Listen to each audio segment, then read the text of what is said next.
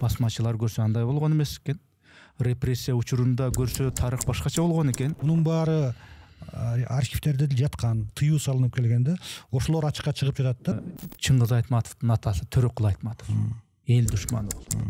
КГБнын архивтерин ачсаганда окуй кыргыздар чабышып эле жатып калып бири-биринен кек алып өч алып эле депчи. Тарыхтагы болгон жазатайган нерселерди бул туура эмес болгон деп коюштун эмнеси бар дейм. Пропагандага сугарылып, телевизорго гана ишенген адамдар көп болушу мүмкүн. Маселенин баары Миржан башкаларда эмес, өзүбүздө дейм да. Чыкпай турган балык депутаттар уста чыдабай кетип айрымдар айтып чыкканда, кул деген сөз өзү түшүнүктүү. Кул мүнөздүк деген эмне болду? Кул коен кармаптыр, бирок коерго жер таппаптыр дейт. Петровка, Ивановка, Лебединовка, Овкалар кыргызча болсун дегенин болбой атканын себеби. Орус тилинин эрежесине алайык көп сөздөрдү сүйлөп жазып калбадыкпы? Кыргыздардын тарыхын ошол башка улуттун өкүлдөрү, тарыхчылар жазган. Арыстан жазганды үйрөнбөйүнчө тарых мергенчини гана даңазалай берет деген. Биз айтабыз го, биз Манастын урпактарыбыз, биз эл жүрөкпүз депчи. Африкадагы элдер алар өздөрүн аябай улуу эл сезеткенди. Чукча деген бул эр жүрөк эл болгон экен. Анарды эми кантип жеңишти? Аларды ошол тамекиге аябай берилип кеткен алар. Аракка, жинди суу.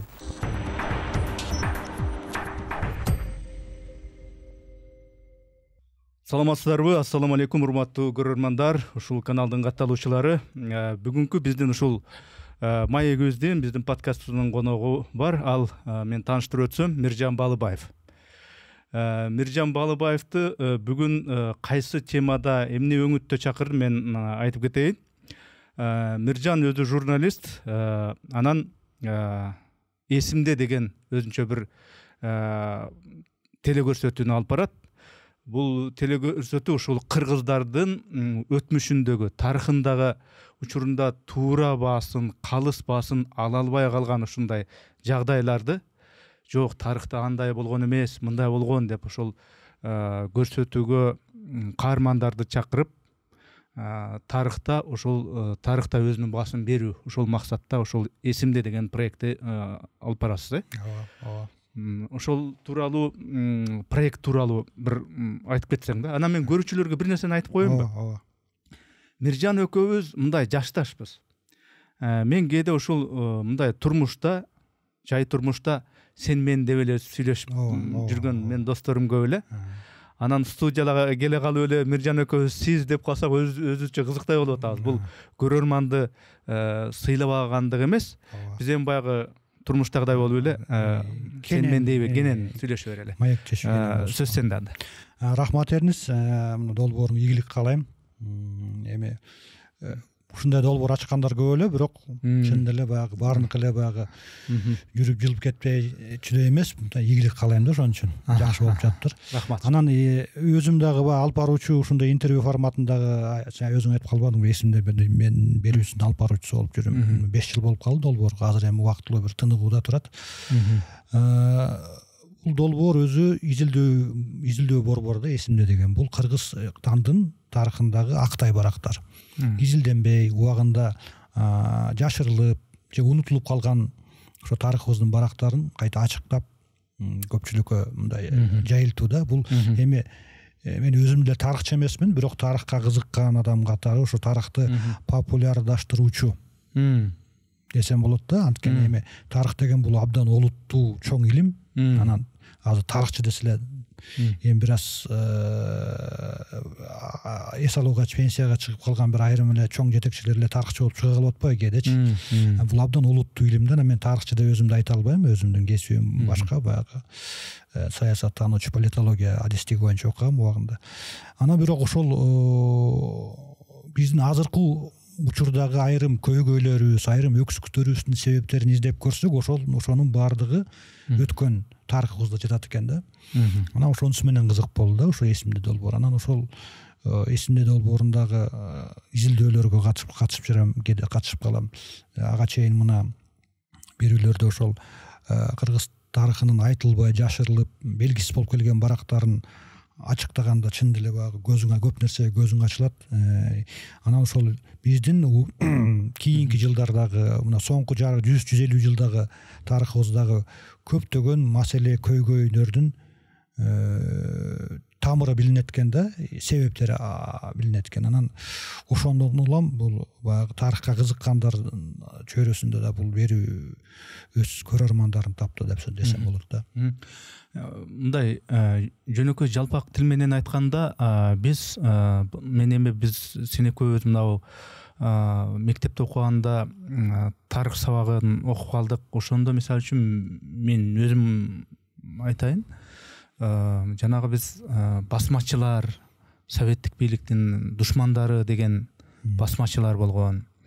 Жанагы отурчулук маалында жанагы үркүн окуясындагы жагдайларды ала турган болсок, сталиндик баягы саясаттын учурундагы баягы жакшы жетишкендиктерди, лениндик саясат, сталиндик саясат жетишкендиктерди тарыхый өңүттө да ошондой ушундай бир кооз кылып окутулчу да. Сен алып барып аткан силердин проекттерди карасам, ошол келген каармандарды карасам, таптакыр теңирден тескери башкача айтат да. Басмачылар көрсө андай болгон эмес экен. Репрессия учурунда көрсө тарых башкача болгон экен. Мен мектепте окугандай эмес. Үркүндүн тереңинде башка нерселер бар экен. Силердин эсимдеге келген каармандардын айтуусуна караганда. Ушундайбы неге? Ооба, ушундай. Эми таза эле баягы төңкөрүш жасап тарыхта баарын баштан аягы башы ылдый бутун өйдө каратып койду дегенден алсын, бирок ушундай дагы болгон деген бир белгисиз барактарды ачышка туура келет, ачыш керек да. Ошондой айтылбай келген, мунун баары архивтерде жаткан, балким баягы жарыяланган эмес, тыюу салынып келген да. Ошолор ачыкка чыгып жатат да. Ошонусу менен балким кызык болуп жаткандыр. Эгерде конкреттүү түрдө айта турган болсок, мисалы эл душмандары деген түшүнүк биздин улуу муунга симпл эл душманы болду да. Бул жөн эле бул саясий бир мөөр да, басып койгон да. Аны мисалы эл душманы деген түшүнүктү Сталин өзүнүн тегерегинде саясий атаандаштарын, алгачкы большевиктердин алгачкы катмарын жок кылган да. Анткени алар баары тең туш болгон. Ошол эле Сталиндин башкалардын былыктарын билген, бийликке кантип келгенин билген, кылган кылмыштарын билген. Ошолордун арылуу үчүн бул менин душманым эмес. Бул жалпы мына эл силердин душман, эл душмандарды элге ошентип пропаганда менен сиңирилип, анан көп эле баягы укуктук нормага ылайык тергөө, калыс тергөө, сот, жактоочу адвокаты жок эле ошентип баягы чечилип, тагдырлары чечилип, камалып атылып кеткендер болгон да. Анан ошону акташ үчүн ушундай эл душманы деген штамп кирип, тилекке каршы ошол 80-90 жыл элдин аң сезимине сиңирип калган. Бирдеки осу эле бул душман, атыш керек, асыш керек деген адат азырга чейин ошонун калдыктары сезилип жатпайбы?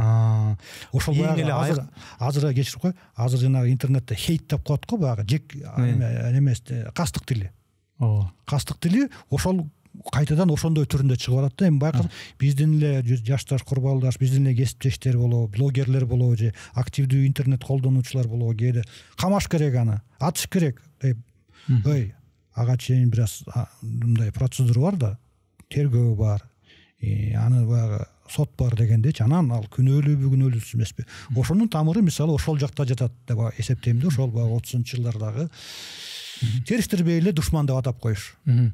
Ошо эл душманы деп калбадыңбы? Ошо мен айкын бир мисал, эң даана мисал, ошол эле баягы Чыңгыз Айтматовдун атасы Төрөкул Айтматов.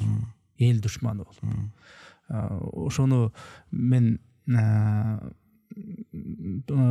буга чейинки бир проекттердин биринде Роза Айтматова келгенде да айтты эле да. Кичинекейибизде ушул сенин атаң баландай түкүндөй деп корунуп жүрүп, бала болсок дагы түшүнбөчү экенбиз депчи. Менин атам эмнеге ушундай депчи, эмне кылды депчи. Ошондой нерселер болгон да тарыхта. Эми мен сурайын дегеним Миржан. Эми ал болуп өткөн иш да. Тарых жасалган, болгон, эмне деген күндө да болуп өткөн иш. Болуп өткөн ишти, бүткөн ишти кайра аны козгоп, мындай болгон, тигиндей болгон деш менен бул эмнени көздөйсүңөр да? Эми бул баягы 30-35 жыл мурда аны өзгөртө албайсыңдар деген легендарлуу парламенттин учурунда дагы ушундай сөздөр көтөрүлгөн да, анда биз жаш бала болсок дагы эсибизде. Эми эгерде архивтерди ачсак, КГБнын архивтерин ачсак, анда окуй кыргыздар чабышып эле жатып калып, бири-биринен кек алып өч алып эле деп, жансыз эле баягы чубактан унундай чубалып бүтпөйт, кегибиз токтобогон, ошондой деген пикирлер болгон да. Эми мына ошол эле эсимде долбоордун алкагында ошол репрессиядан жабыркагандардын урпактарын бир нече адам келди да, ар башка интервью болуп.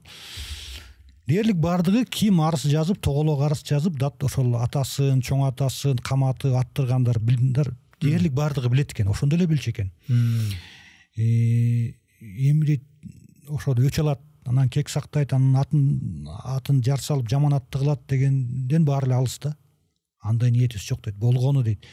Менин мисалы кулакка тартылгандар, алар деле баягы укуктарынан ажырап калган да, бул жалаң атылып кеткендер эмес, камалып, жаманаттуу болуп, жерөөдү баягы сүргүнгө баягы айдалып кеткендер мисалы да, жүздөгөн үй бүлөлөр болгон. Мисалы Оренбургка, азыркы Украинанын Херсон облусуна 700дөн ашуун үй бүлө айдалган да. Жөн эле бай, колунда бар, окаттуу болгон үчүн колхоз түзүш керек болду да. Колхозго мүлк, мал, жанагындай соко тарткан жанагы унаа жок да, ошону байлардан тартып алып, анан баягы кедей кембагалдар таратып, аларды болсо эл душманына теңеле баягы кулак деп туруп айдап жиберген.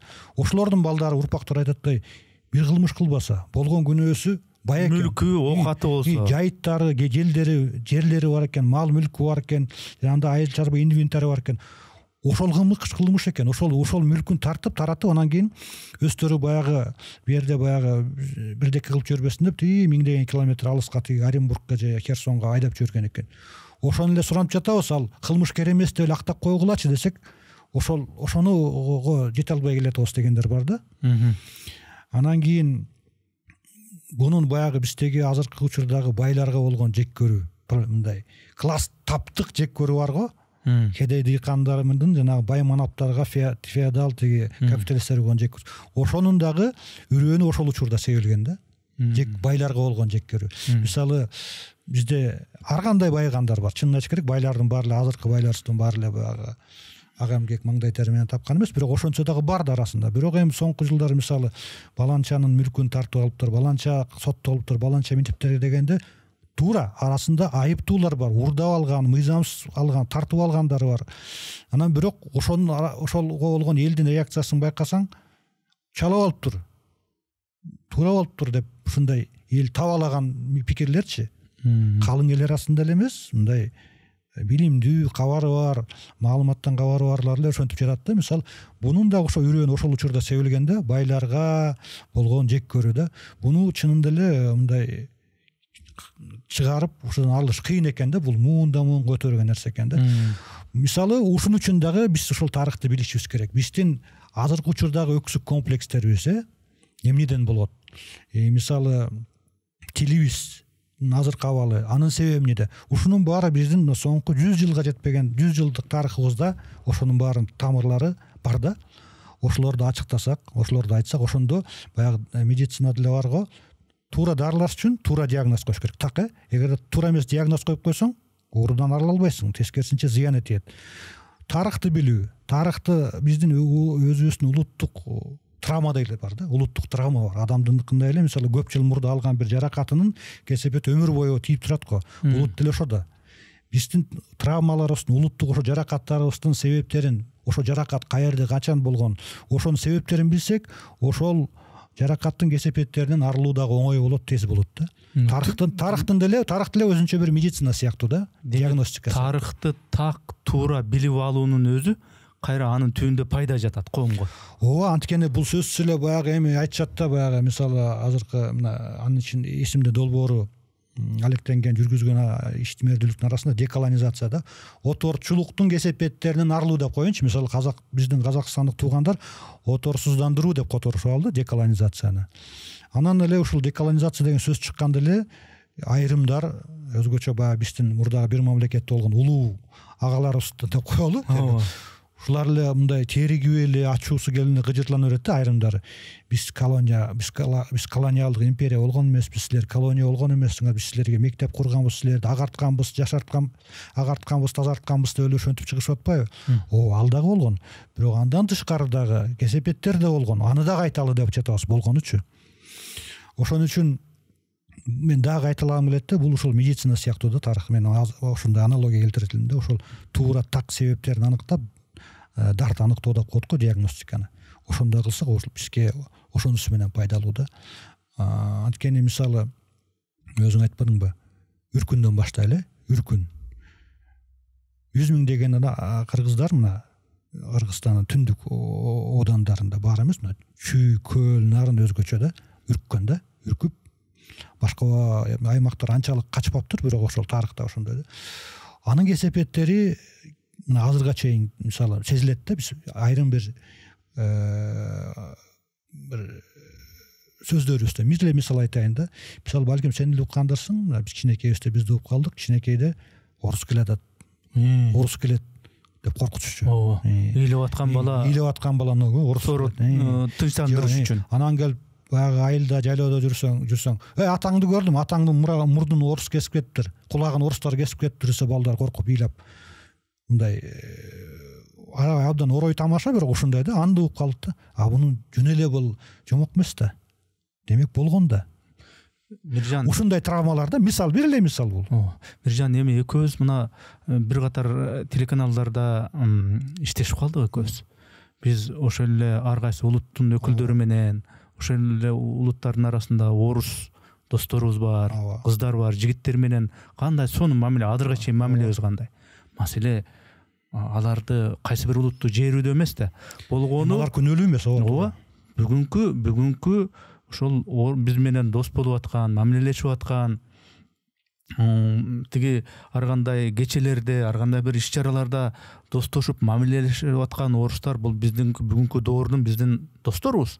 Бирок кайсы өткөнкү бир өтмүштө тарыхтагы болгон ушундай бир жаза тайган нерселерди бул туура эмес болгон деп коюштун эмнеси бар дейм. Ошол эле мен мисал келтирет элем да. Мисалы үчүн немис эли, Гитлер. Мен дагы ошону айткым келет. Гитлер. Ошол немис эли арданбастан эле биз кезинде кыйын болгонбуз, Гитлер баарын титиреткен дебестен эле немис эли бул туура эмес болгон. Аябай туура эмес. Адамзатка чыккынчылык болгон деп компенсация дагы төлөп берип атпайбы? Президенттери чөгөлөп туруп кечирим сураган да. Мисалы жаңылбасам баягы Конрад Аденауэр, мен жаңылбасам да, эң баягы тарых ФРГнын Батыш Германия президенти чөгөлөп туруп кечирим сураган бүт дүйнөдөнчү. Биз ошо фашисттер кыргын салган, зыяны тийген адамдардын баарынан, өлкөлөрдүн, элдердин баарынан кечирим сурайм депчи.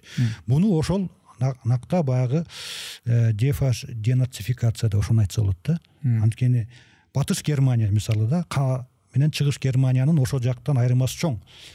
Батыш Германияны Батыш коалициясы бошотподу, ошол Америка, Британия, Франция анча-мынча. Алар ошо басып алган территориясында дароо эле колго түшкөн, туткундалган немистерге ошол фашисттик Германия кылган зөөкүрлүк, айбанчылыктардын баарын кинолорун, тасмаларын көрсөткөн. Кинотеатрга туткундарды биринин артынан бирин киргизипчи, миңдеген адамдар мына силердин Гитлериңер ушундай кылмыш жасаган, силерди ушуга түрткөн деп, алар башын жерге салып ыйлап отурган кадрлар бар да, муну бар документалдуу.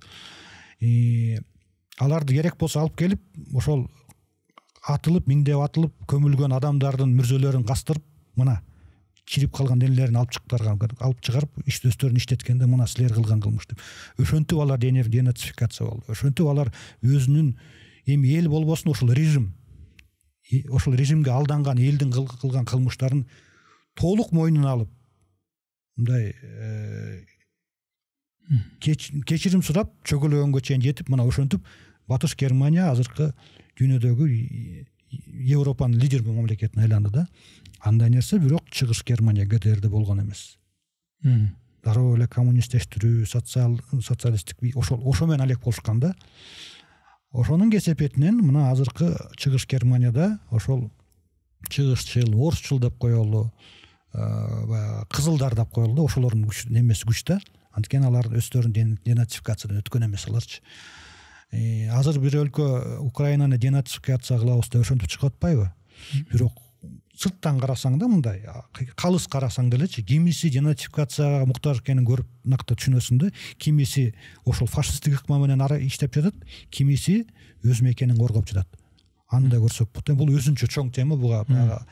Анткени тилекке каршы биздин көрүүчүлөрдүн арасында дагы ошол пропагандага сугарылып балким да ошол телевизорго ишенген адамдар көп болушу мүмкүн. Анын үчүн бул чоң талаш жаратышы мүмкүн. Ошо мен кептин баары ошо биз тарыхты билели, учурунда тарыхта бизде советтик мезгилде окуткандай тарых эмес, көрсө баландай болгон бир держава өзүнүн империялык саясаты менен бизди монтип эзген экен, бизди талкалаган экен. Ошол нерсени тарыхты тарыхтай билип албайлыбы деген нерсе жатат да. Анан бирок маселенин баары Миржан башкаларда эмес, өзүбүздө дейм да. Ошол империядан корккондой, сестенгендей, абайлайлы, тышкы саясатта абайлайлы, ал деген баланча өлкөнү баландай кылып салбадыбы, тигил өлкөнү жок кылып салбадыбы, ошон үчүн абайлашыбыз керек деп анан мындай корккондой, анан кошоматта кылгандай бир көрүнүштөр бар. Эми бунун объективдүү себептери да бар. Мурдагы ошол баягы колониянын башын метрополия деп коет, мурдагы метрополиядан биз мурдагы колония болсок дагы бирок ошол мурдагы метрополистен объективдүү түрдө көз каранды болгон жагдайлар да бар, экономикалык жактан да, аны моюнга алыш керек. Андан башка альтернатива жок. Ошол эле мисалы миграцияны айтабызбы же ошол эле мунай зат жагынан айтабызбы, көз карандыбызда аны моюнга алыш керек. Ошол жагынан мисалы мамлекеттин, бийликтин кадамдарын түшүнүү менен кабыл алса болот да. Айла жок. Башка айла жок туура. Аны баягыда тышкы иштер министри айтып чыкпадыбы? Баягы биздин кыргыздарды мончодо жерге жаткызып алып тебелеп тепсеп сабаганда депутат, биздин баягы унчукпай отурган балык депутаттарыбыз да чыдабай кетип айрымдар айтып чыкканда, ошондо айтпады. Эми ачык эле айтты, дипломат айта турган нерсе эмес, бирок айтып салды. Чынын айтканда ушундай, эмне кылабыз? Ооба, каршылыгыбызды, макул эместигибизди, ошол жанагы биздин мигранттарга болгон мамилени айттык, бирок андан ашып кете албайбыз. Мисалы Азербайжан менен Россиянын ортосунда кандай азыр эми андан ары ырбабай эле койсун, бирок кандай тирешүү болуп кетти. Ал жагынан алганда Азербайжан мисалы мунай жагынан да, энергетика жагынан толугу менен көз каранды эмес, көз карандысыз да. Көптөгөн 30 жыл бою өзүнүн баягы союздаштарында ылгап, эч кандай союздарга кошулбай, мисалы Бажы союзун айтпай, же болбосо жанагы жамааттык коопсуздук уюмун айтпай эле коелу, ошондойлорго кирбей өзүнчө саясат жүргүзгөн да. Бунун бир туруп эле биз заматта эле бок, эми бүгүнтөн баштап, эртеңден баштап биз көз карандыбыз, сенин сөзүңдү укпайбыз, сен менен дос болбойбуз деген дебей, мына 30 жыл бою ыраттуу жүргүзүп келген саясатынын натыйжасы да Азербайжандык. Анан биз эмнеге Азербайжандай боло албайбыз деген кээ чыгып атпайбы? Биз дагы ошондой эми эр жүрөк шарт андай саясат, бул жомокто гана байыркы немелерде мындай икламуштарда гана болот да, реалдуу саясатта, геосаясатта андай болбойт. Ошон үчүн аргасыз объективдүү жагдайлар да бар да. Бирок биздин, мен жана башында айтып кетпедим, улуттук травма депчи, улуттук жаракаттар, ошонун кесепеттеринен арылбай келе атабыз да. Мисалы өзүбүздөн көз каранды да. Ошол эле мисалы тарыхыбызда болобу, тилибизде болобу. Мисалы тил жөнүндө айта кетейинчи. Биз мына жакында улуттук тил боюнча, мамлекеттик тил боюнча улуттук комиссия бир мыйзам долбоорун сунуштап абдан чоң талкуу жаратпадыбы? Орус тилдүүлөр арасында абдан чоң мындай нааразычылык, коркуу, мындай кооп, чочуркоо пайда болду да. Кыргыздар бирок орус тилдүүлөр. Биздин тилибиздин азыркы учурда абалы мисалы баягы күнүмдүк турмуш тиричиликтеги тил деңгээлинде калбады кыргыз тили. Илим жаатына келсек, илимде союз кезинде деле азыр деле баягы филология илимдеринде, мындай көркөм өнөр таануу илимдеринде ошондо кыргыз тилиндеги кыргыз тилинде жазылып жакталган диссертациялар айтылды да, мисалы да. Бул конкреттүү изилдөөлөрдүн натыйжасы да. Мен ушул эсимде долбооруна катышканда ошондо ал эми башка чоң мындай фундаменталдык илим, физика, химия, математика, математиканын педагогика жакын жагы фундаменталдык илим жагынан алганда кыргыз тили мындай четтеле калып калат да.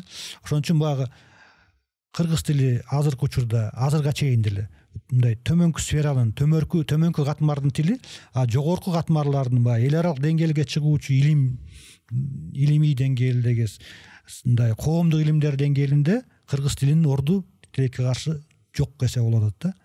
Бунун себеби эмнеде? Анткени биз өзүбүздүн тилибизди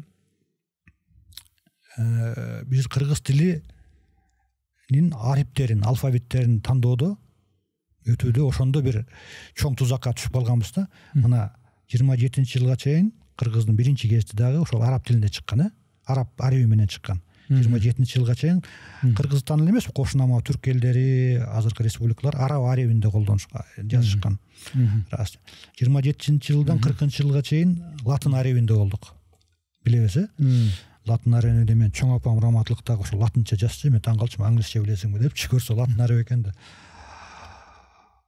Анан 40-жылы Сталиндин мындай саясаты башталат да, бул орус тили, орус эли улуу эл, эң баягы союздун бириктирип туруучу эң башкы эл, калгандары баягы кичүүнү өлкөлөр депчи. Ошондой жалпак тил менен айткандачы.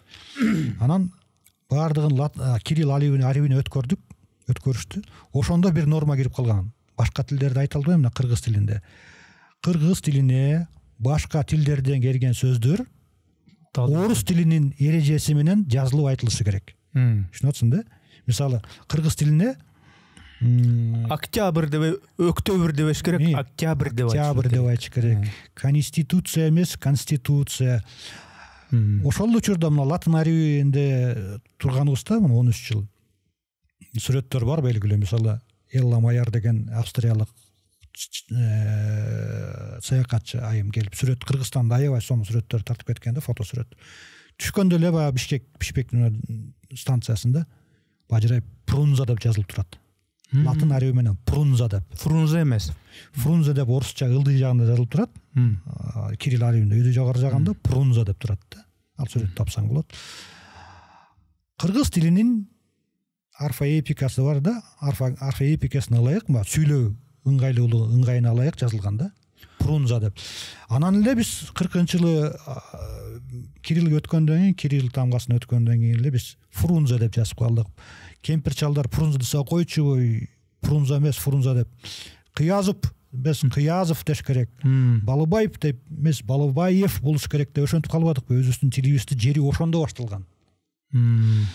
Биздин өзүбүздүн тилибиздин эрежесине ылайык эмес, орус тилинин эрежесине ылайык көп сөздөрдү сүйлөп жазып калбадыкпы? Ошондо баягы тамыр ошондо жатат да. Анан мисалы биз телевидениеде иштегендер жакшы билебиз. Мисалы эсиндеби? Союз кезинде эле эмес, 90-2000 жылдары борбордук Россиянын каналдарындагы баягы бул жактагы кабарчылары, мисалы биздеги, Тажикстандагы, Казакстандагы кабарчылары орусча так сүйлөөгө милдеттүү болчу, акценти жок. Эсиндеби? Так сүйлөш керек болчу. Же мисалы ошол эле орусча жаңылыктарда иштеген кыргыз болсоң дагы, бирок акценти жок, так сүйлөшүң керек болчу. Ошол эле учурда, эсиңде болсо, ошол эле мезгилде 90-2000 жылдар ошол эле Кавказ өлкөлөрүндө, Грузиядагы, Армениядагы, Азербайжандагы орус каналдарынын кабарчыларын сүйлөгөндөр эсиңде болуш керек. Алар акцентинен тартынбай эле, акценти менен сүйлөп жатты, эсинде. Аларга эмнегедир бул талап иштечү эмес. Бизге келгенде эле сен акценти жок сүйлөшүң керек деп. Анан бизде дагы ушундай бар го, билимдүү орусча акценти жок, таза сүйлөйт деген сезим болду.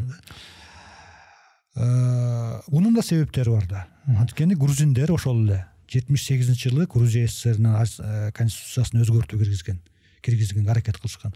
Грузин тили ага чейин ошол учурда эле мамлекеттик тил, Грузия СССРнын аймагында мамлекеттик тил деп эсеп жазылган экен да. Анткени баягы Сталиндин учурунда Сталин, Орджоникидзе, Микоян деген ошо кавказдыктар эң жогору бийликтин эң жогорку эмесинде бутагында отурганда, аларга ошо кавказдыктарга мисалы ушундай сөз айта алышчу эмес да. Алар акцент менен сүйлөсө, эми жол башчыларыбыз акцент менен сүйлөп атса, аларга башкаларга эмне болуп калыптыр депчи, ошондой болчу да. Чындап эле Миржан. Анан бир нерсени кошо кетем, акцент жөнүндө. Мисалы сен мына Европада, Америкада болгонсуң, билесиң, Ал жакта англисче акцент менен сүйлөйсүң деп сени эч ким жербейт да.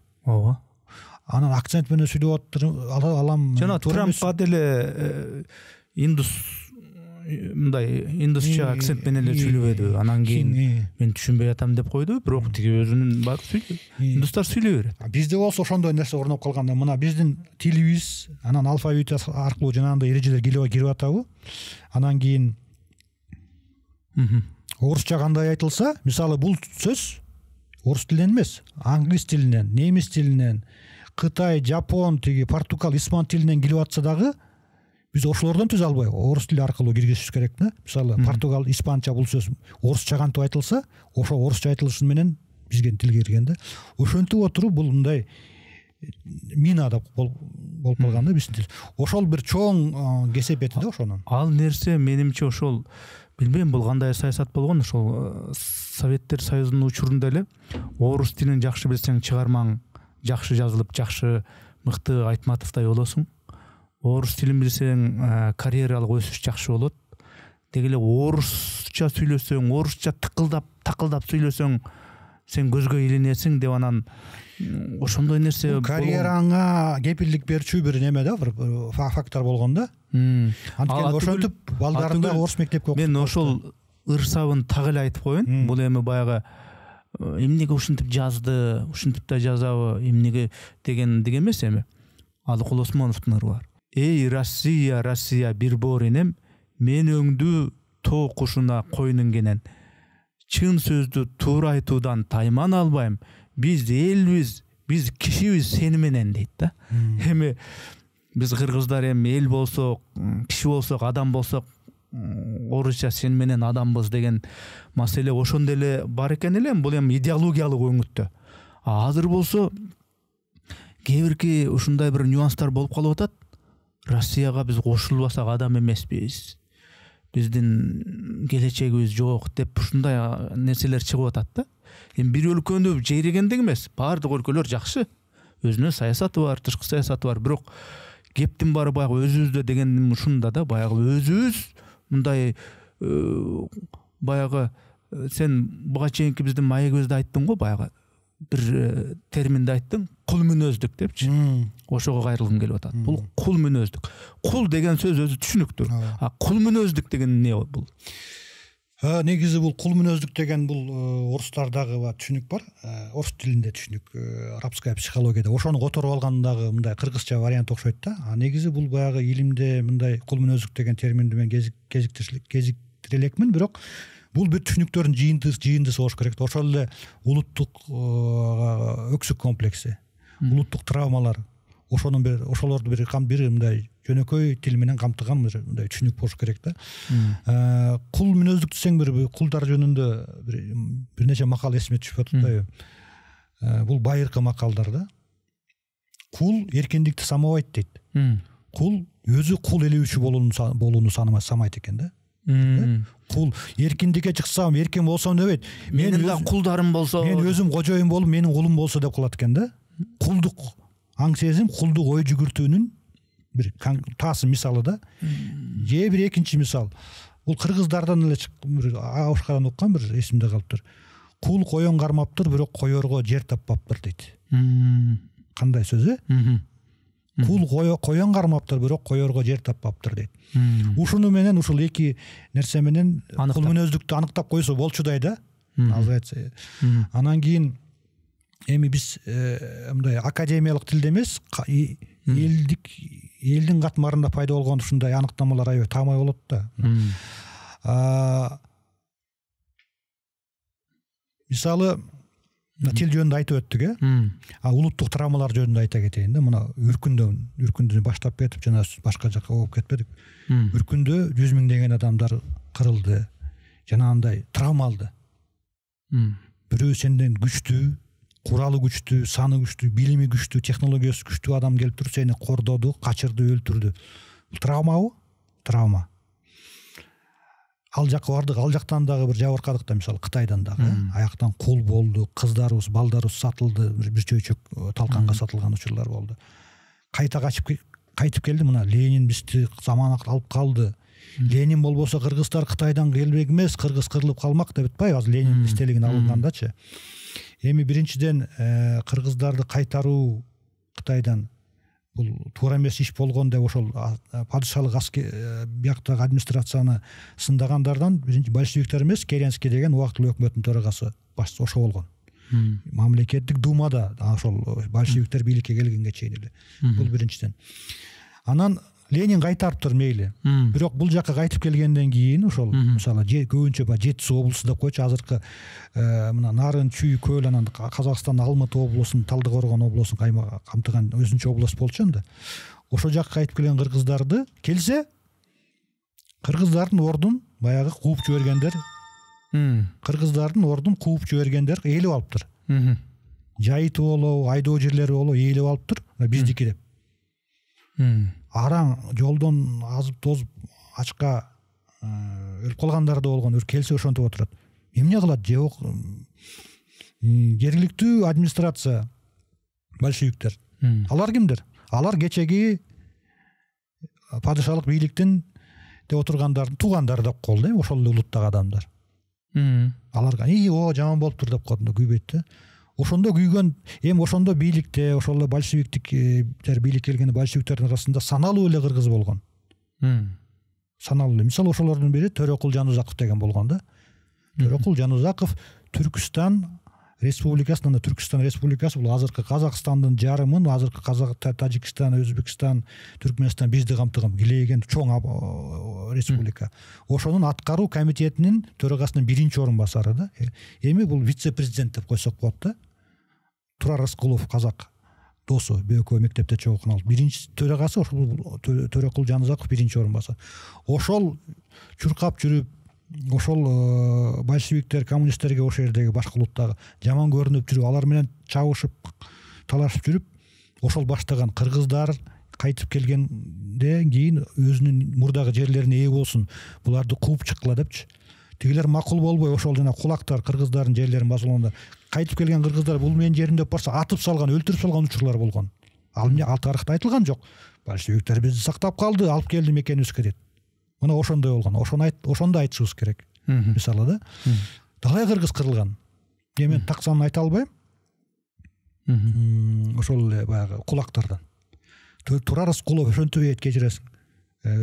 Төрөкул Жанузаков ошентип чабышып, согушуп атып, большевиктер акыры аны душманга айлантып салат, бияктагыларчы. Бияктагы ОГПУ, анда ЧК КГБнын биринчи ОГПУ деп аталчы. ГПУ, ОГПУлар ага каршы мына провокация, кутум уюштуруп, ал акыры мына Жалал Абад, Ферган өрөөнүн жагына басмачылар деп коебуз го, басмачыларга качып, аларды менен келишип, ал басмачылар менен бийликти элдештирүү аракетинде көп кылган да. Төрөкул Жанузаков. Бирок жаманатты кылып отур, бул басмачыларга, душмандарга өтүп кетти деп, жана ОГПУ, ЧК жергиликтүү башчылары анын даттануусу, анын бул жактагы большевиктер, ЧК, ОГПУ кылган кылмыштары Москвага жетпесин деп, Жалал Абадтын азыркы Акман деген айылдын жанынан ат өлтүрүшкөн да. Басмачыларды сатып алып, бир басмачынын атасын барымтага алып, сен ошону бизге бербесең атаңды өлтүрөбүз деп. Ал айла жок. Алып келатканда ошол жерден баягы большевиктер буктурмадан кол салып, чекисттер ошентип өлтүргөн да. Мисалы ошондой баатырларыбыз болгон. Болгону 28 жашында өтүп кетти Төрөкул Жанузаков да. Курч, абдан билимдүү, мамлекеттик думага падыша учурунда кандидат болуп, талапкер болгону жаштык кылып өтпөй калган да. Эми биз бул маселенин өзөгү эмнеге келип такалып атат? Биз азыр айтып атпайбызбы, Миржан? Кыргыз тилинде, кыргыздын баягы айылдагы кыргыз, чыныгы кыргыз башка тилде кантип айтканы оң болсо, ошентип айтсын, кыргызча болсун, жер суу аттары кыргызча болсун, Бишкектеги 4 районунун аты кыргызча болсун, жерлердеги Петровка, Ивановка, Лебединовка, Овкалар кыргызча болсун дегенин болбой атканын себеби ошол эле учурда тарыхты тарыхтай билели. Азыркы эле айтып кеткен басмачылар көрсө басмачы эмес, өзүбүздүн эл жерди коргогон бир азаматтарыбыз болгон экен. Андан башка дагы репрессияда кыргыз тили, кыргыз тарыхы, кыргыз деп ушинтип айтып чыккан биздин ушул бабаларыбыз, аталарыбыз, алар кыргыз үчүн ушундай күйгөн экен деген нерселерди тарыхты тарыхтай билбей жатканыбыздын себеби, кыргыз тили даана чыныгы кыргыз тили болбой жатканын себеби бул түбүндө бир материалдык жетишпестик, тиги бул акча жок болуп атат эмес, колу мүнөздүк турат десек болобу?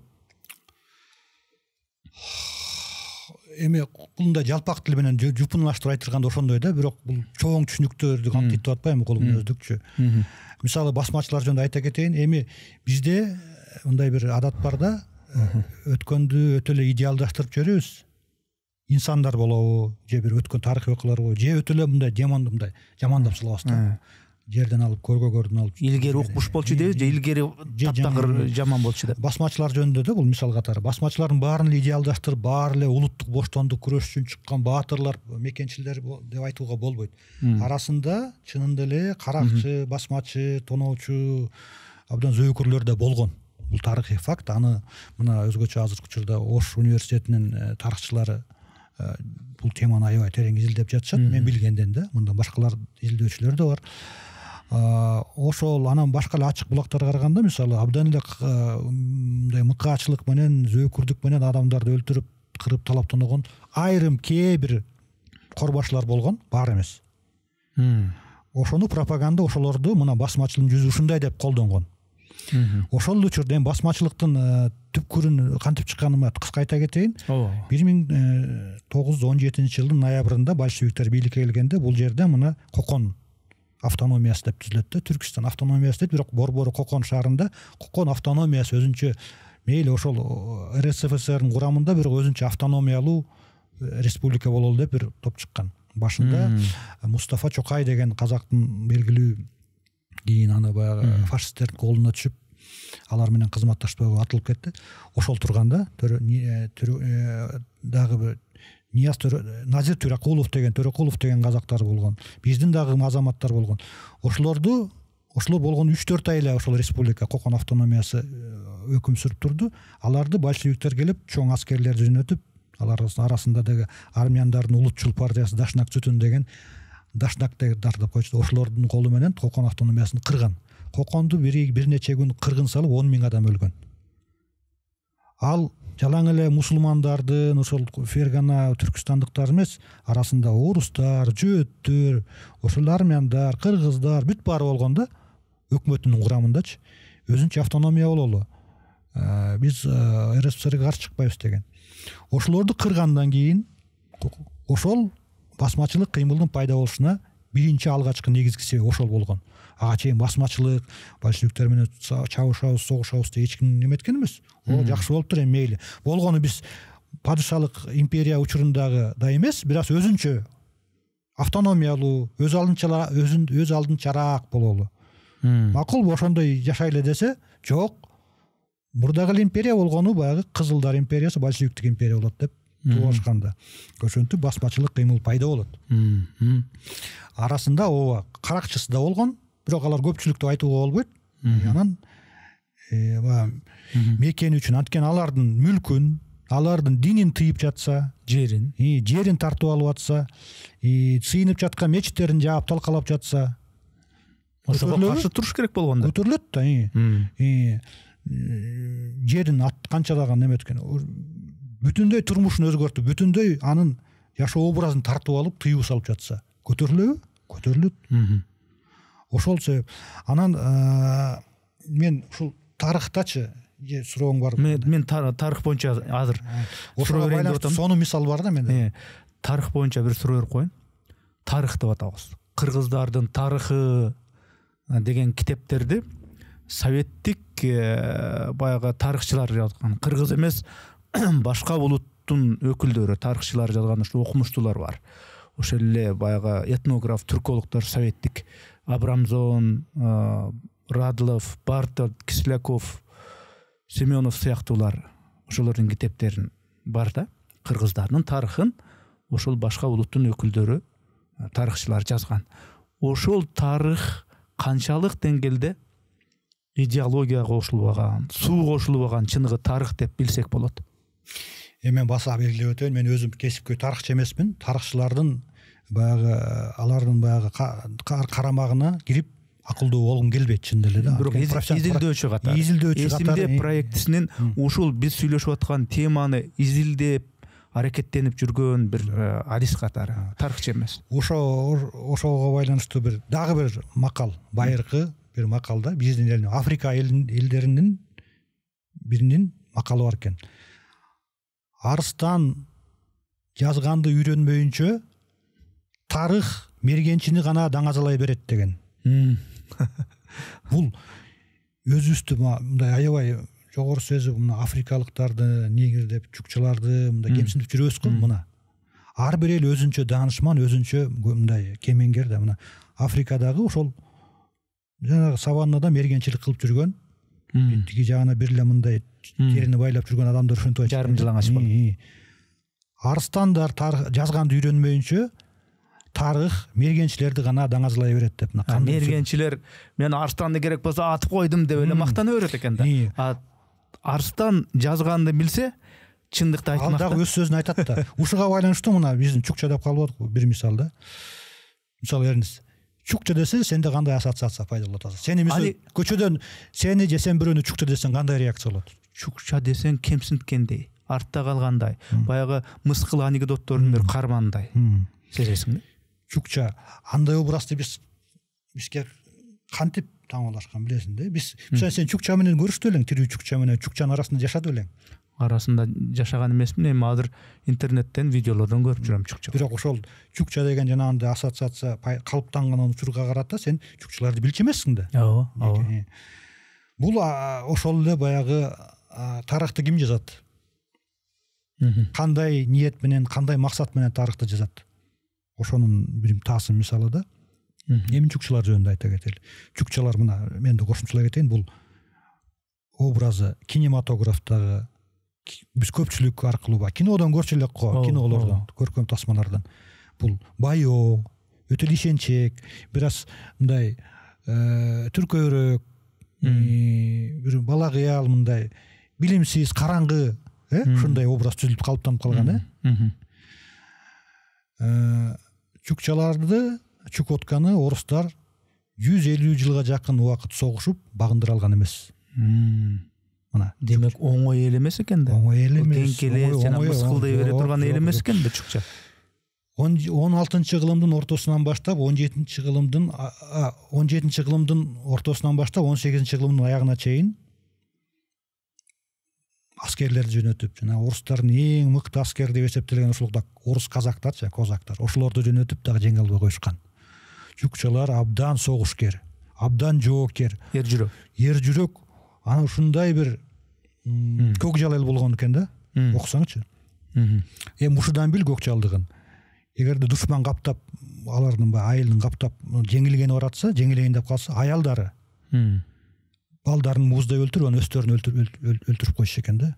Биз душмандын колуна түшпөйлү, кор болбойлу деп.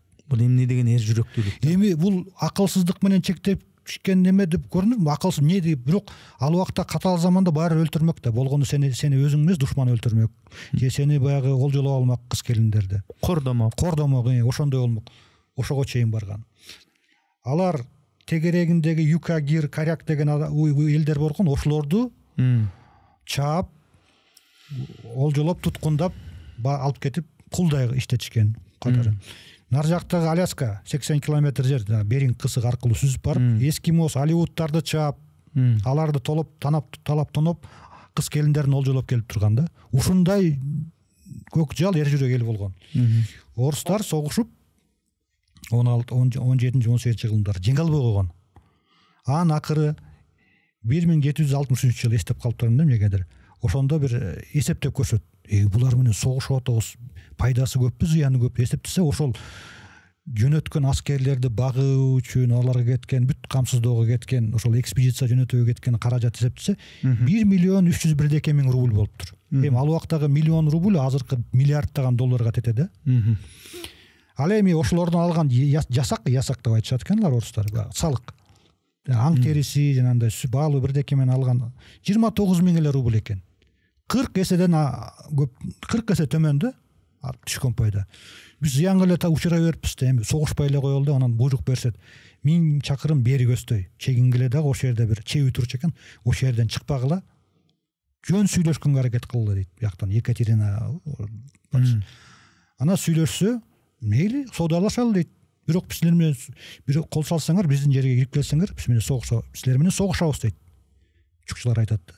Соодалашабыз десеңер, экономикалык алага түзөлү десеңер, келгиле биз ачыкпыз дейт. Ошентип 19-кылымдын ортосуна чейин орустардын саякатчылардын немелери бар, жазуулары. Алар каалагандай жашачу дейт.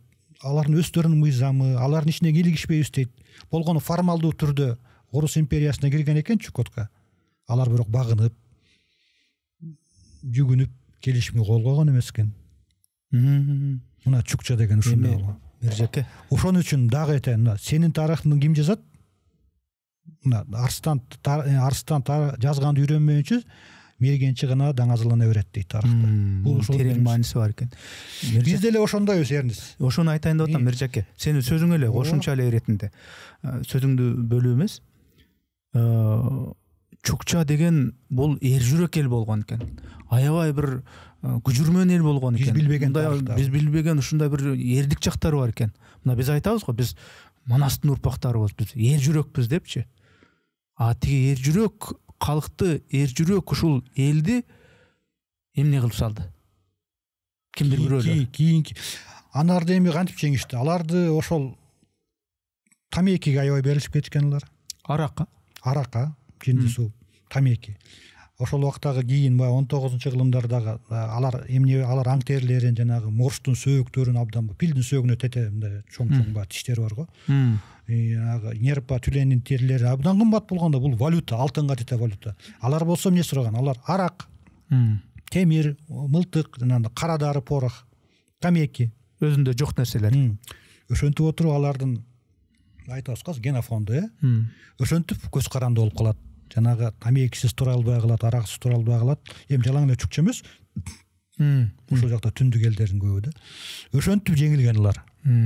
Азыр аттары да өзгөрүп калды го. Сережа, Андрей болуп эле. Союз мезгилиндеги кандай аларды баягы толугу менен жеңүү, мындай басмырдоо саясаты кантип ишке ашты да.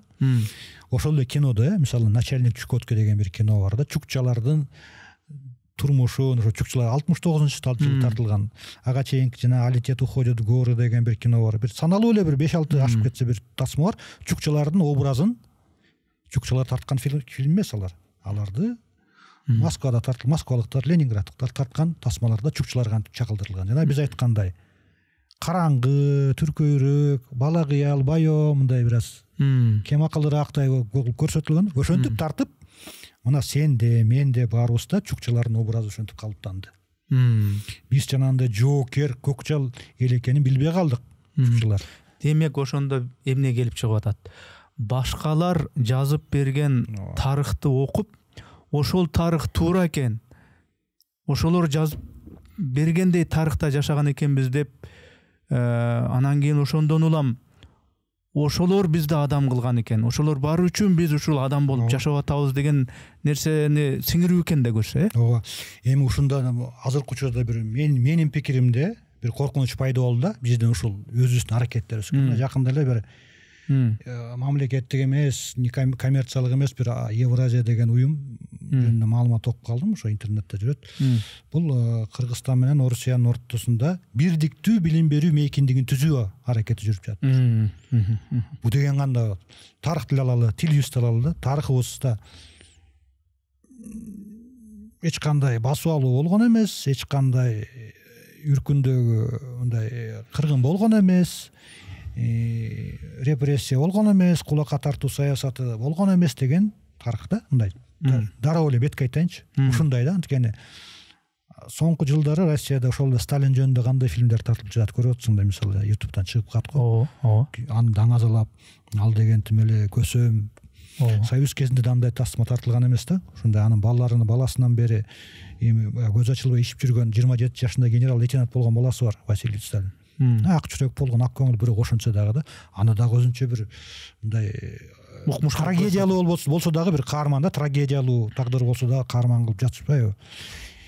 Кайрадан идеалдаштыруу жүрүп жатат ошо советтик дöwөрдө. Ошону мен ошол эле баягы кан ичкич режимди, сталиндик кайрадан идеалдаштыруу болуп жатат. Эми ошонун баары биздин тарыхка кайрадан көчүп келет деп, эгерде жанагы долбоорлор ишке ашса, бирдиктүү билим берүү мейкиндигин түзөбүз деп жатса, ошонун баары кайрадан ишке ашат бизде дагы. Биз дагы кайтадан окуу чынын эле Жусуп Абдырахманов, Абдыкадыр Орозбеков, тиги Иманалы Айдарбековдор душман болгон турбайбы, жөнөтүлгөн жок деп калабызбы анда. Ошону айтам да. Үркүндө болсо биз өзүбүз тиги падышалар бизди, падыша бийлиги аскерге жүр десе биз барбай коюп, биз алардын букарасы болуп туруп эмнеге барбайбыз? Барыш керек болчу, биз өзүбүз күнөөлөбүз деп калабызбы? Ошондой нарративдер, ошондой сөздөрдү айтып жатышпайбы? Биз үркүндө айтсак эле, силер падышанын букарасы болгонсуңар, империянын. Силер аскерге согушка эмес, жөн эле окоп касканга бар десе болбой койдуңар. Силер жарансыңар да букарасыңар, өзүңөр күнөөлүү болгонсуңар деген нерселерди айтып жатышат да, биз үркүндө айтсак. Үркүн окуясында, ошол үркүн көтөрүлүшүндө демек өзүбүз күнөөлүү болуп чыгат экенбиз да ошондо. Эгер ошого моюн сунсак. Биздин оппоненттерибиз мисалы да, мен бизде тарыхый чындыкты айтып аталы деп колдум, айтыл. Ошентип жатышат. Ошол эле учурда мына кыргыз тили деп атабыз. Баягы сөздүн башында кыргыз тили деп көбүрөөк басым жасадым. Кыргыз тили, киргиздешип кетип атабыз. Киргиз болуп кетип атабыз. Балдарыбыз, тиги неберелер тили чыкканда эле орусча болуп атат. Бул трагедия деп атабыз, бул улуттук трагедия деп атабыз. Ошол эле учурда Орусиядан атайын мугалимдер келип, Бишкектин ушул мектептеринде сабак берет орус тилинде депчи. Ага муктаждык бар беле, анын эмне кереги бар эле, мен билбейм, бирок ошол эле учурда өзүбүздүн кыргыз тил маселени чечпей атып туруп, анан Орусиядан мугалимге муктаж болгонун мен түшүнбөйм да. Эми муктаж эмеспиз чынындачы. Анткени аларсыз деле азыркы учурда орус тилдүү мектептердин позициясы абдан күчтүү. Мына Бишкекте өзүң билесиң. Ооба. Ата-энеси Россияда иштеп келип тил билбей кыйналды элек. Жок дегенде бала болсо орусча билсинчи деп орус мектептерге берип атат. Өздөрү.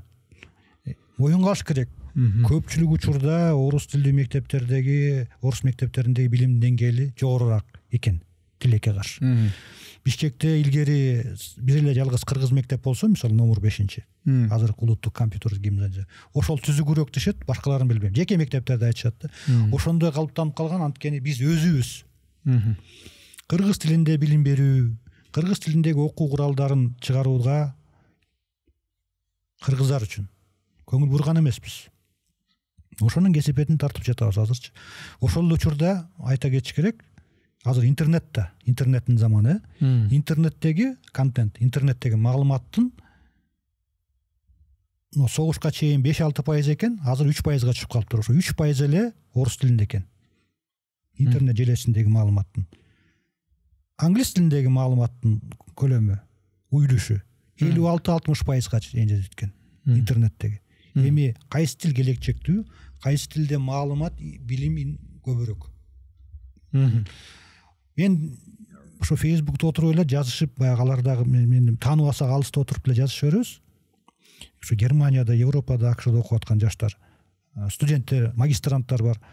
Алар алыскы тоолуу айылдардан, райондордон чыгып эле орус тилин аттап өтүп эле орус тилин окубайт. Алайдан, Лелектен, Чаткалдан, Атбашыдан болобу, жакшы окуп, өзү тырышып, тил үйрөнүп, ошо тил аркылуу Түркияга, ошол Европага, АКШга кетип окуп кеткен, бирок орус тилин билбеген жаштар бар. Мына болот экен да көрсө. Анан бул деген орус тили биз үчүн бул дүйнөгө болгон эшик, айнек да. Биз ушул орус тили аркылуу адам болот, алы колдун ырында. Бир үңкүрдүн жылчыгынан эле карайбыз да. Ошол. Биякта килеген эшик турат. Англис тилин билсең, дүйнөнүн каалаган жерине бар, кора болбойсуң. Ошо тилде билим алсаң, сенин илимиң, сенин эмгегиң көбүрөөк үзүрлүү болот да, үзүрлүүрөөк болот да. Анан учурунда орус тили биз үчүн мындай дүйнөгө чыгууга бир мындай эшик болчу да. Аз кичинекей эле жылчык болуп калды, бирок арыз эле ошол эшикти, бияктагы чоң эшиктерди байкабай атпайбызбы? Аны да айтыш керек да. Мен дагы бир нерсе тууралуу сенден сурайын деп атам. Бизде кыргыздарда да бир мындай нерсе бар. Биз деген кыргыздар деген улуу элбиз. Биздин байыркы тарыхыбыз бар. Биз деген кезинде улуу кыргыз каганаты болуп титиретип турганбыз. Кээ бирөөлөр айтышат, биз деген арийлердин тукумдарыбыз. Биз деген күн элбиз. Биз деген нур элбиз депчи. Эми ушундай мактануунун, ушундай сыймыктануунун күнгөй тескейи тууралуу айтып кетсең. Дагы бир жолу чукчалар жөнүндө айтайынбы? Алардагы тагдыр ушуга мисал болот да. Чукчалар өздөрүнүн чукча дебейт да, өздөрүнүн экзоним да, башкалар койгон ат да булар чукчаларда. Өздөрүнүн эсмен чыгып кетти, лы тамгасынан башталат, абдан татаал сөздө. Которгондо чыныгы адам, нукура адам чыныгы адам дешет экен өздөрүнчү. Чукча дебейт ошо. Алар өздөрүнчө фашист шовинист болгон экен. Тегерегиндеги ошол коряк, юкагер, нар жакта эскимос, алеоттарды кырып, аларды айбан катары, мал катары көрчү экен. Ошо биз чукча деп аткан. Биз чукчалар, биз чукча деп ошончо экен да. Алардын баягы изилдеген немесин ал басып келген орустарды дагы варвар жапайы көрүптүр, бирок булар күчтүү экен. Буларда от менен аткан жаалар бар экен, мылтыкты айтып атат да. Деп айла жок ушинтип сестенип калыптыр да, бирок колдон келишинче согушкан да. Бирок ошол учурда мына тегеректеп турган, курчап турган башка элдер жана айтпадымбы? Барамталап басып кыз келиндерин олжолоп алып, ал өздөрүнүн мал мүлкүн тартып алып келген, өздөрүн жогорку расадагы чыныгы адам деп алардын өздөрүнүн элин өзүн өзү атаган аталыш ошону которулат да. Чыныгы эл, чыныгы адам, чыныгы нукура адам деп. Калгандары мал катары көрчү тегерегин. Мына фашисттик ошондой идеологиянын бир мисалы чукчалык Чукотканын масштабында. Шовинизмдин натыйжасы эмне болду? Көрүп жатабыз да. Андан баягы өзүңдү эр ойлосоң, бирөөнү шер ойло дегендечи. Анан кыргыздар жөнүндө айталы да. Ошондой мына биз кыргыздын тарыхы 2200 жыл эмес, 3000 жыл, 5000 жыл, 7000, 10000 жыл дегендер тарыхчылар чыгып атат азыр. Эми аны аныкташ керек. Бирок жакшы дагы эле бир макал да. Кыргызда бар го, атага тең уул. Атадан кем уул. Атадан артык уул. Уулун 3 түрү болот дейт го. Мына биз азыр мейли ата бабабыз жанагындай тиги Тынч океандан баштап тиги жер ортолук деңизге чейин жерди ээлеп, дүйнөнүн жарымын титиреп турган экенбиз. Кытайдын императорлору титирелеп, мейли анан ошону эстеп туруп биз азыр атага тең уулбузбу, атадан артык уулбузбу, же атадан кем уулбузбу, ошону ойлош керек, ойлойлучу мисалы да. Мейли болуптур.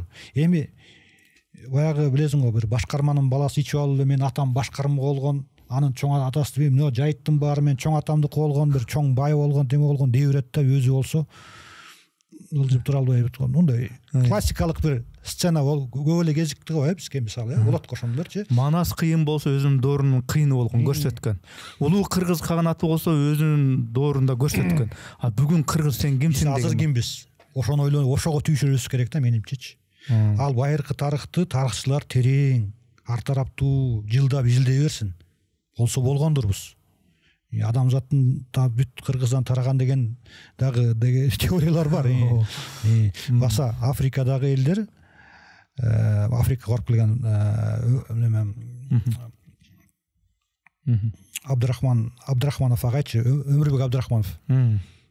Депутат мурдагы азыркы ишкер. Алмабакчы болуп жүрбөйбү. Ошол айтып берди бир жолу, Африкага барсак дейт, алар өздөрүн аябай улуу эл сезет экен дейт, бир жөнөкөй эле өзүн десем, эмнеге десек, бүт адамзат Африкадан тараган да депчи. Эми теория бар. Дарвиндин теориясы боюнча бактарактагы маймылдар жүргөн маймылдар ошол анан генетикалык изилдөөлөр ылайык адамдардын геномун изилдеп келсе, тиги немесин ошол чынжыр барып туруп, ошо Африкага барат экен да, ошол жактан адамдар тараган депчи. Адамзаттын атасыбыз деп ойлошот экен алар дагы. Африкадагы бир чакан кичине уруу. Эми уруулар да эми жалпы жыйындысы да африкалыктар. Биз деген адамзат анткени бизден тараган. Мына билесиң, генетикада ушундай айтып берсе, өзүн мындай эр шер ойлогон адам элдер көп эле экен. Биз кемсинтип чукчаларды айтып атабыз, кемсинтип тиги негр деп коебуз, жапайы деп. Мына ар бири өзүнүн анан ошон үчүн бизден башка дагы өзүн өзгөчө улуу сезген элдер жетиштүү. Ошон үчүн азыркыбызга түйшөлүбүз керек да. Мына ошол эсимде долбооруна кызыгып, ошонун арты менен өзүм дагы мындай баягы профессионал болбосун, изилдөөчү болгонго аракет кылып жатам да тарыхтачы. Мына соңку 100-150 жылдагы тарыхыбызды изилдеп алалычы. Архивтерди ачып алалычы. Ошол документтер турган документтер турат, анын көбү баягы жашыруун болуп атат. Тиги 1000, 2000, 3000 жыл мурдагыны эми аны Кытайдын булактарына, Арабтын, Перстин тиги булак жазмаларына таянып изилдесек болоттур да, бар. Көп убакытты эмгекти талап кылат да мындай. Анан азыркыбызды, соңку жакынкы эле тарыхыбызды изилдеп алсак, биз көп мындай көп нерсеге көзүбүз ачылмактыр деп ойлойм да. бир тарыхтай билели деп атпайбызбы, болгондой. Биздин ошол тарыхый кырдаалдарга болобу, үркүмбү, жана репрессия учуру, андан мурунку учурбу деги эле ушул тарыхый кырдаалдарга, жана тарыхый личностторго, тарыхый инсандарга болгон мамиле кандай болуп атат? Өзүң деле байкап атсаң керек, байкап жүрсөң керек. Кээде тарыхый ошол инсандарды биз паландай деген баатырыбыз болгон, паландай деген күжүрмөн адамыбыз болгон деп көкөлөтөбүз. Кээ учурда болсо ал такыр эле болбогон бир шалапай болгон деп аны жерге кагабыз да. Ошол калыстык бул балансы кандай болуш керек? Эми бунда эң башкысы критикалык ой жүгүртүү болуш керек. Бардык жагынан. Конкреттүү бир инсан болобу же бир кайсы бир тарыхый мезгил период болобу, ошону изилдегенде ар тараптуу караш керек да. Анан жана айтып атпаймынбы, же айга күнгө теңеп салабыз бир тарыхый инсанды, же көрдөн алып жерге, жерден алып көргө салабыз да, мокочо кылып салабыз. Мен мындан 2 жыл мурда, 2-3 жыл мурда баягы Таластагы Талас районундагы кулакка тартуу саясаты кандай жүргөнү деп ошол райондук архивге барып калдым да. Талас райондук архивде отургандан кийин ошондо баягы кулакка тартуу, кулак деп таанылгандардын мал мүлкүн тартып алуу, элге таратуунун жол жобосу жазылган инструкцияны көрүп калдым. Бир 5-6 баракта мындай эски, бирок оригинал да. Машинкага басылган, үлбүрөп калган кагаздар экен. Аягында бити окуп аягына келсем эле анда Кыргыз АССР да 29-30 жылдар Кыргыз АССРнин эл комиссарлар кеңешинин төрагасы орусча жазылган Жусуп Абдрахманов деп колдолуп турат да, мисалы.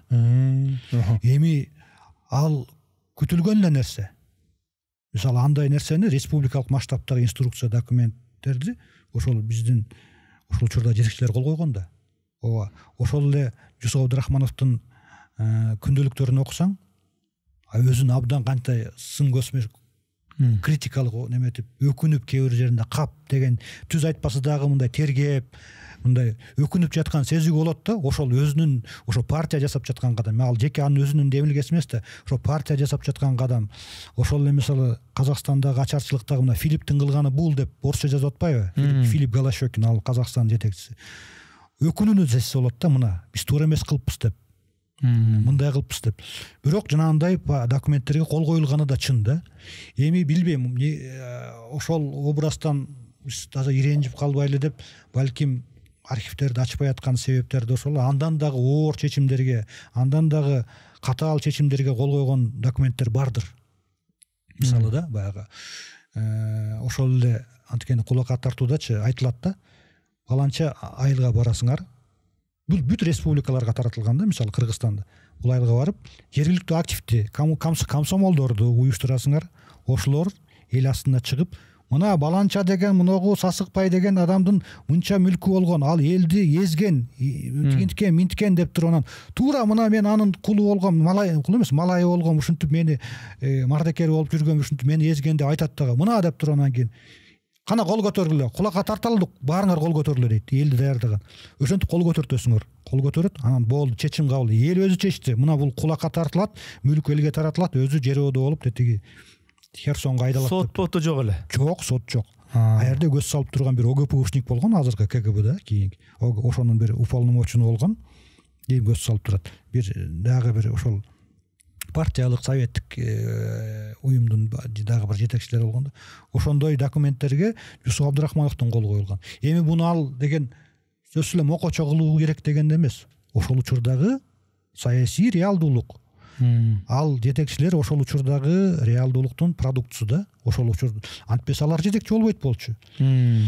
Ошондой нерселер дагы болгон деп гана айтыш керек да. Бул деген сөзсүз эле каралоо, мокочо кылуу эмес.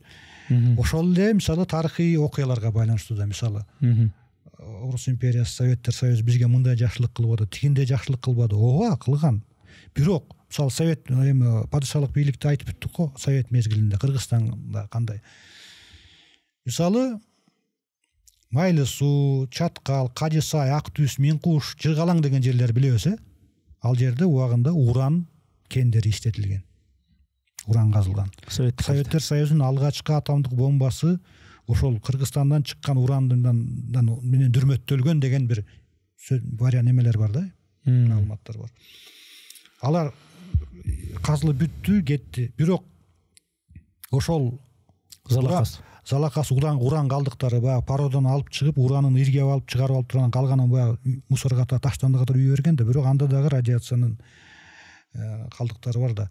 300 миллион тонна уран калдыктары бар азыр.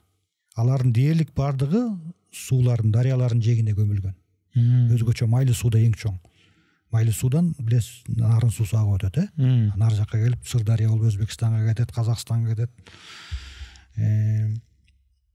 Башка деле мына көлдөгү, Миңкуштагы, мына Чүйдөгү, ошо ак түс мисалы баарды уран калдыктары. Эми жер катуураак, Кудай сактасын, жер катуураак силкинсе, же бир жер көчкү болуп кетсе, ал калдыктар ачылып сууга кирип кетсе эмне болот деген. Кудай сактасын да. 300 миллион тонна. Бул дагы болгон Союз кезинде. Ушуну да кайта жүрөлү да, кесепети. Союз кезинде мына Фрунзе таза эле эл, аз эле адамдар маданияттуу эле, авто жолдор кенен эле, машиналар аз эле деп атпайбы? Автобуска, троллейбуска түшсөң кенен эле баары маданияттуу эле депчи. Анткени бул квартиралар бекер берилчү эле деп атпайбы? Эми ал убакта биякта өнөр жай ишканаларына белгилүү гана улуттун адамдары алынчу. Инженердик. Эми аттуу баштуу эле бир журналист бар, эскерүүлөрүнө жазып тур. Бу жакта болбосо дагы, болбосо дейт ошол орус улутундагы инженер Россиядан чакырып дейт, жарнама жарыя берип, инженерлер келек момундай, мисалы момундай ишканага айлыгы мындай, дароо келгенден кийин квартира берет, ушундай деп. Жергиликтүү түпкү улутту колдонуу максаты башка болгондо, алар биз айыл чарбасында, мал чарбасында, биздин биз мактанабыз азырга чейин. Мал багып берсек, кой багып берсек болду дегендей. Москва менен Ленинградды эт менен бакчубуз деп биздин чабандарыбыз азырга чейин мактанып, сыймыктанып айтышат да. Биздин этти жешчи Москва менен Ленинград депчи. Анан бир жолу мына кесиптештерине айта кетпедиңби баягы башка улуттардагы. Ушундай нерселерди ачык айтам, ачык жазам деп, мисалы айрымдары менен, сен кээ бирлерин сен деле таанысың. Жаман жакшы айтышканга айтышып кеттик да, сен ушундай улутчул болуп кеттиң, русофоб болуп кеттиң, анан антисоветчик болуп кеттиң деп айттым. Мен өзүм Советтер Союзунда туулуп өскөм. Менин көптөгөн көз караштарым, алган билимим, үйрөнгөн тилим ошол учурда калып. Бирок мен сендей эле болуп, ошол эле баягы бир аз гана комсомолго үлгүрбөй калдым, бирок актив болчумун да, пионериясында болуп. Мен саясий политинформатор болдум. Саясий информация берчүм жума сайын 20 мүнөт. Дүйнөдө эмне болот, империализм, капитализмдин жүзүн ачып башкерлеп, советтик бийлик, советтик түзүлүш эң алдыңкы деп айтып жүрчүмүн. Дагы 20-30 жыл болсо балким партияга өтмөкмүн, ким билет да. Анан ошентип жаман жакшы айтышка туура келди. Анан чын эле алар улутка кабыл алат да. Мен айтатам, идеологияны сындаш керекпиз, системаны сындашыбыз керек, сындап жатам мен. Конкреттүү улутту сындаган жокмун мен. Сен ал үчүн жооп бербейсиң, мен сени жамандаган жокмун, мисалы да. Бир София деген бир таанышыбыз бар, ошого айтып аттым да менчи, мисалы да. Ошого чейин бар. Кээ бирлер мени достуктан чыгарып, достуктан, Фейсбуктан неметип жамандаганга чейин бар да. Анткени алар мындай сын пикирди уккан эмес, көнгөн эмес. Жалаң гана көкөлөтүп, айга күнгө теңеп, улуу эл, биздин улуу агабыз, кайсыл адам тууду экен, ушундай Лениндей уулду деген, ушундай бир комплиментардык гана мамилеге көнүп калганларчы. Гимнде да бар го, улуу орус достук менен кол берип, Ленин бизге бакталайга жол ачкан. Союздук республиканын ар бир гимнинде 15 ошондой сөз болушу керек болчу. Ошону жаздырышкан. Анан ошодо болгон, ошондой да болгонун айтыш керек да. Бирок теригип жатышат да. Анан аябай касташканга чейин барат кээ бирлер. Эми ошо сен айткандай тарыхты болгондой китеп кылып жазып, ошол оторчулук учурунда мындай болгон экен. Орус падышачылык учурунда кыргыздардын реалдуу акыбалы мындай болгон экен. Советтер Союзунун тушунда кыргыздарга болгон мамиле соп-сонун жактары да бар экен. Рахмат, бирок моундай жактар айтылбай калыптыр деп, мисалы үчүн китеп кылып жаздырып, анан мектептерде окутсак, анан баягы ошол учурдагы туура эмес адилетсиз саясаттан адыркы ошол башка ошо мисалы үчүн ала кушту атын эле айтайлычы, орустарды жек көрүп тим эле кууп аларды. Ошондой болуп калбайбызбы? Туура эмес. Биз ошондой болуп кетет деп мен мисалы ошол орус улутундагы тааныштарым, кесиптештерим ошентип чыйпылыктап чыкты да, соңку мезгилде өзгөчө Украинада согуш башталганда мен бул боюнча позициямды ачык билдире баштадым да. Баягы кызматтан кеткенден кийин эркинирээк болуп калбадым. Ачык жазып, ачык эметип калдым. Анан кийин түшүнүп айттым да, түшүнөм, бул баягы кастыкты күчөтүп жиберип, анан баягындай тополоң чыгып кетпейби деп коркуп жатасыңар. Андай болбойт, кыргыздар андай эмес. Эч жамандык кылбаса дагы биздин мына жумушчу жаш балдарды сабап уруп сабап жатышат нар жактагылар. Бирок сен алар эмессиң да. Сен деген кыргызстандыксың да. Сен алар үчүн жооп бербейсиң дейм да, мисалы да. Ошол орус жердештеримдичи. Бир кесиптешим бар, ал ачык эле мына мисалы мен тарапта чыкты да, журналист дагычы. Аларды сындап, анан жана сен айткандай, мисалы азыркы германдыктар фашисттик Германиянын кызмыштарына жооп бербейт. Немистин баары фашист эмес дегендейчи. Ошондой мындай ылгап караш керек да, конкреттүү системаны, бир режимди сындаш керек. Бирок адамды улуту үчүн жек көрүү бул туура эмес. Мен суроо берейин, ушул мекендин тарыхын билүүдө, улуттун тарыхын билүүдө, улуттун мекендин баалуулуктарын билүүдө түбүндө бул мекенчилдик, улутчулдук деген сезим жатат да. Улутчулдук жана мекенчилдик деген эмне бул?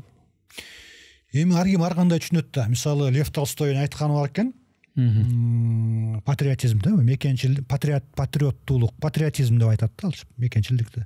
Патриотизм бул акмактардын акыркы башпанеги. Акмактардын акыркы башпанеги бул патриотизм деп айтыптыр да. Бул эми абдан кесе мындай оройраак бир түз айткан экен да. Андай учурлар дагы болот, бирок жалпы эле патриотизмде ошондой акмакчылык деген болбойт да. Бирок акмактар көп учурда ушул патриотизмге жабынып акмакчылыктарын кылат дегени кошулуш керек да. Акмактар дагы ушуну пайдаланып кетет деген да. Бирок патриот болуу акмакчылык эмес да. Анан жеке менин мамилемде мына көпчүлүк эле ошондой болуш керек. Биз кээде патриотизм десе, мисалы кыргыздын мекенчили патриот болуу десе эле башынан калпагы түшпөй, этек жеңине кыргыз оюмун сайып алып, жүрүп алып эле мына кыргыз деп башка улуттарды жерип, кыргыз биз улуубуз, биздин 10 000 жылдык тарыхыбыз бар, силер деген кулсуңар, кулдун тугуму биз деген ушундай примитивдүү түшүнгөндөр да болот. Тилекке каршы. Тилекке каршы ошолордун үнү катуураак чыгып калат. Ошондойчу примитивдүү деңгээлде түшүнгөндөр, анткени алар эч качан күмөн санабайт да. Критикалык ой жүгүртүү жок да. Меники гана туура деп. А бирок эми патриотизм деп, мекенчиликте бул сен өз мекениңде жүрөсүңбү, же чет элде жүрөсүңбү? Сени көрүп, мисалы өзгөчө чет элде жүргөндө, кыргыздар деген ушундай билимдүү, адептүү, абдан сыпайы, эл турбайбы деп, мисалы япондорго кандай тамшанабыз, бир жолу келип биздин стадиондо футбол көрүп атып, таштандыларын жыйнап кетти. Аябай таң бердик. Азырга чейин биздин футбол көрүүчүлөрү ошо япондор келгенден кийин ар бир матчтан кийин көрүп жатасың го, тазалап кетет. Мына кандай таасир. Бир эле мындай кадам. Бир эле кадамы кандай өрнөк болду япондордун. Мисалы да болсоң жапондордой патриот бол, мисалы. Таң беребиз, азыр барбы японду барып көрө элек болсок да, аларда балдары деген мектептеринде уборщица жок экен, алар өздөрү полун жууп тазалап, өздөрү мындай эмгекке жаштайынан көнөт экен деп тамшанабыз да. Мисалы да ошол мекенчилдик. Биз деген Toyota'ны чыгарганбыз, Nissan'ды чыгарганбыз, биз деген Mitsubishi'биз бар, улуу элбиз деген жапондор. Алар чыгарат, жасайт. Ошондой болуш керек. Улуулугун иш менен эле көрсөтөт. Иш менен ошол мекенчилдик деген ошол. Анан улутчулдукка келсек, улутчулдук тилекке каршы мындай да, биздин советтик идеологияда улутчулдук дегенге мындай терс. Улутчулдук национализмден которо алдык да. Национализм дегенди биз улутчулдук деп которо алдык орусча. Терс маани берилип калганда, бул деген этникалык, то есть кыргыз улут, мисалы ошол Сталиндин учурундачы, ошол улуттук республикаларда, ошол биз жакта көп учурда улутчул деген берене менен соттоп жиберчү. национал буржуазный деп коет да, улутчул буржуазиячыл көз караштары аракеттер үчүн депчи, улутчул буржуазиячыл да, эскичил баягы байманапчылык, эскини көксөгөн улутчул деп туруп. Ошондо бул бөттү ушул бери айып коюлса сен душмансың да. Ошол түшүнүк азырга чейин ошо көчүп келип азырга чейин бизде аң сезүүнүн ээлеп келет да. Чынында алар национализм, улутчулдук деген политологияда негизи бул саясий термин. Улут деген бул бир этнос эмес. Мисалы кыргыз улутчул деген бул Кыргызстандагы бүт элдердин кызыкчылыгын көздөгөн мекенчил да. Кыргызы, өзбек, дунган, уйгур, орус болобу, улус, бүт жалпы нациянын да. Nation деген эми аякта батышта мисалы илимде nation бул мамлекеттин бүт эли. Америкада мисалы улут жок да. Улут надо этнос жок да. Улут деген түшүнүк бүт америкалыктар. Кыргыз өлкөсүндөгү орус, кыргыз, дунган, өзбек деген сыяктуу. Жанагы мени колдоп баягы бир журналист чыгып атпаймынбы? Анан айтып мен кыргызмын, орус уруусунан дейт. Орус уруусунан болом, бирок кыргызмын дейт да. Кыргыздын орус уруусунан болом дейт. Мына, бер кыргызстандыкмын дегенде. Мисалы америкалыктар мен америкалыкмын, американецмин деген. Испан тектүү, Мексика тектүү, Кытай тектүү, америкалык, Африка тектүү деп, бирок америкалыкмын деп атпайбы? Анан улут деген ушу да. Советтик немеде улут деп бул этнос деген түшүнүккө байлап койгондагы, улутчул болсо сен бир гана этностун немесин көздөгөн, башка этносторду жериген, душман касташкан адамсың деп ошентип койгон.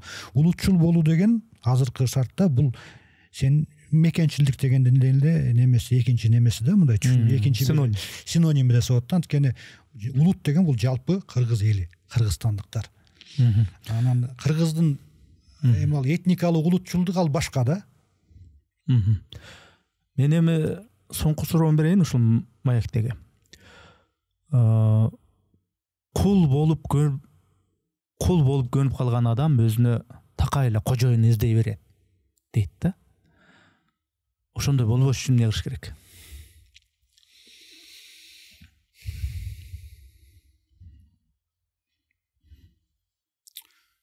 Эми дароо айтыш кыйын экен. Балким ошо баарыбыз эле кул мүнөздүктөн арыла албай жаткандарыбыз да. Бул кайсы бир адабиятында классик айткан экен. Нужно выжимать из себя раба по капле депчи. Тамчылап болсо дагы өзүңдү мындай сыгып атып, ошо кул мүнөздүктү өзүңө чыгарышың керек да. Дароо шыр болуп кетчү процесс эмес экен. Балким бир нече муундун эмгегин талап кылган процесстер да. Бирок муну баштаса, эң башкысы ушул процесс токтобой, ошонун үстүнө тынбай иштеш керек да. Бул эмгек, бул аракет, бул мисалы сенин момундай миссияң да, вазипаң ушинтип агартып айтып турган. Бул дагы ошол кул мүнөздүктөн арылуунун бир куралы, жолу да, аракети. Биз акылыбыздын жетишче чолок акылыбызды айтып ушинтип агартканга аракет кылып жатабыз. Ушундай бир жалпы аракет болуш керек да. Ар ким өзүнүн мүмкүнчүлүгүнө жараша, күчүнө жараша аракет кылып туруш керек. Анан эң башкысы критикалык ой жүгүртүү керек го дейм. Эмнеде гана болбосо да, биз айтып атпаймынбы, биздин баягы бир баяу мүнөзүбүз бар. Жаш баладай же жарыктык кардай болуп, өтө эле айгөгөнгө теңеп жарабыз же жерге житере кагып мокочо кылып салабыз да. Ошентпей бир калыс, ар тараптуу бир не болсо дагы ар тараптуу изилдегенге, мындай ар тараптуу карап чыкканга, баа бергенге аракет кылыш керек да. Ошондо бир натыйжа чыгат го дейм. Биржан, биз бир топ эле сүйлөшүп койдук. Чоң рахмат атайын келип ушул убакыт бөлүп, азыр убакытты бир нерсеге бөлүү дагы өзү чоң урмат сый. Ошол сыйың үчүн рахмат. Ишиңде ийгилик болсун. Бар бол. Рахмат.